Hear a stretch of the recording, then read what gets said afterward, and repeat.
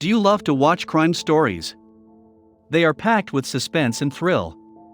But in the end, the mystery gets solved, punishing the culprit for the wrongdoing.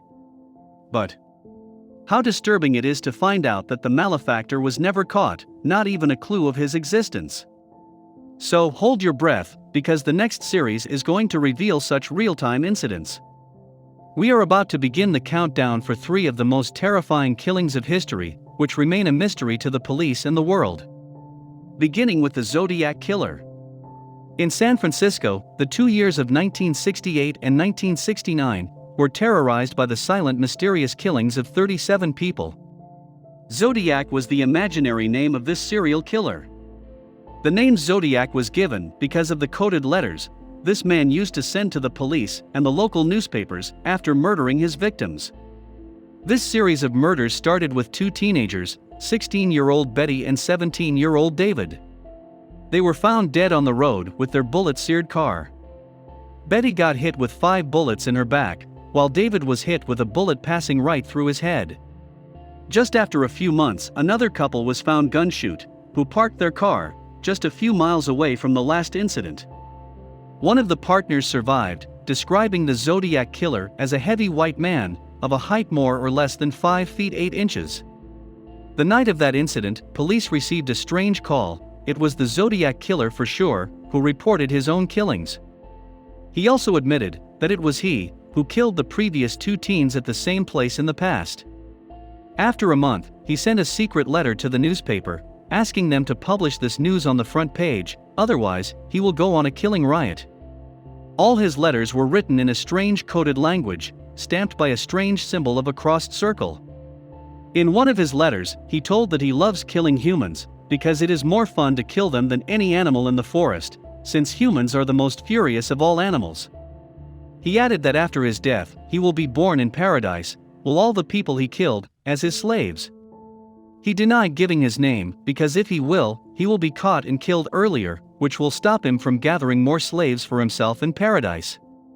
Although, he continued calling and threatening police with strange horror messages, sending them blood-filled shirts, leaving his crossed circle symbols on the windows of the victims' cars, he was never caught, besides all efforts. Who knows if he is still alive and listening to his stories with triumph. Next is the dissevered feet mystery. These incidents relate back to 2007 and 2008. It was a lovely evening in 2007 when a girl was walking at the beach in Colombia. Here, she found a sneaker. As she checked into it and rolled the sock, she was terrified to find a human foot inside. After that day, the incidences became common, where boots and joggers were found on the same shore, having a human foot inside of it. The first 9 feet were classified as 5 of them were of men, 1 was that of a woman, while the 3 were of some unknown gender. The DNAs were taken and matched to the whole history police had in records. One of the feet was found associated with a man, whose death was identified as a suicide. 2 of the women's feet found, later on, were also reportedly of those who also killed themselves, by suicide. Several stories tried to give these incidents a good reason for not scaring the public. Some people thought that these feet belonged to self-murders, who must have pushed themselves off the bridge. Others thought that these feet might be of those who died in the plane crash that happened on an island nearby. Some other storytellers believed that these are of those victims who died in 2004 in the Asian tsunami, because all of these shoes were dated to be manufactured before 2004.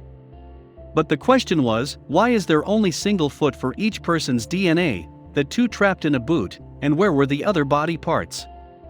These strange incidents kept the world thinking, but no conclusion was drawn. The next one is the story of the monster with 22 faces.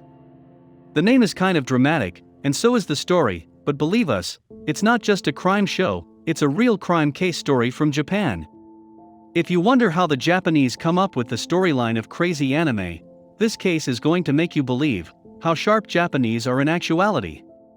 Izaki Glico was the CEO of Morinaga, the famous food company in Japan. This incident happened on an evening in 1984, when 2 men laced with guns entered the house of Izaki's mother. They tied her with ropes, taking away the keys to Izaki's home.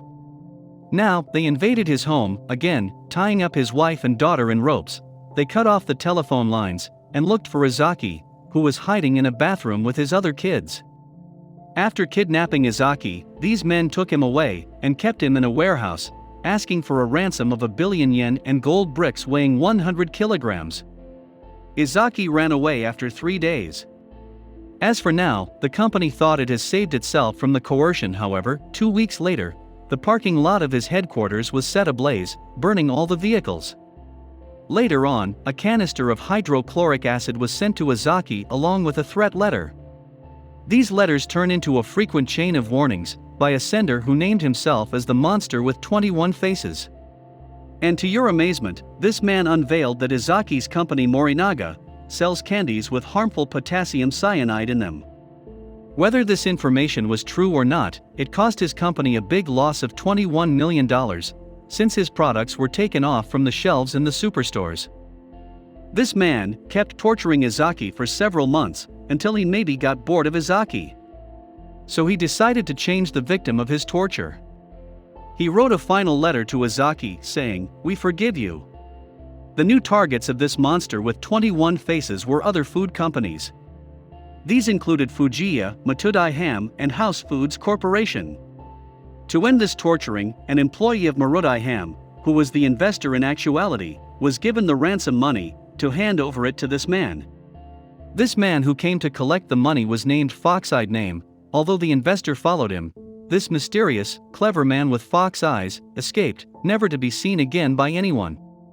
The police were very much involved in the case, highly determined to find the suspect, but it only failed. In fact, a police superintendent named Yamamoto set his body on flames, killing himself. He couldn't take his failure anymore. This prompted the villain of this real-life story to end his harassment. He wrote his last letter to the media, informing his retirement. His letter called Yamamoto stupid, saying that since he was not hiding in his area, not finding him was not Yamamoto's fault, it was in fact Yoshino and Shikata's fault, since he was living in their area. Accusing these officers of their ill duty, the monster with 21 faces said that he will no more be harassing anyone. He repeated that if someone receives any threatening letter, it won't be from his side. In the end, he wrote that living a bad man's life is the best experience he ever has had. Nothing was heard from him again. This criminal too remains a mystery, never to be caught or known of again. If you like this video, and you want to see more of these in the future, subscribe to our channel by pressing the button below. Head on to our page and check out what we have in stock for you. We shall see you in the next one.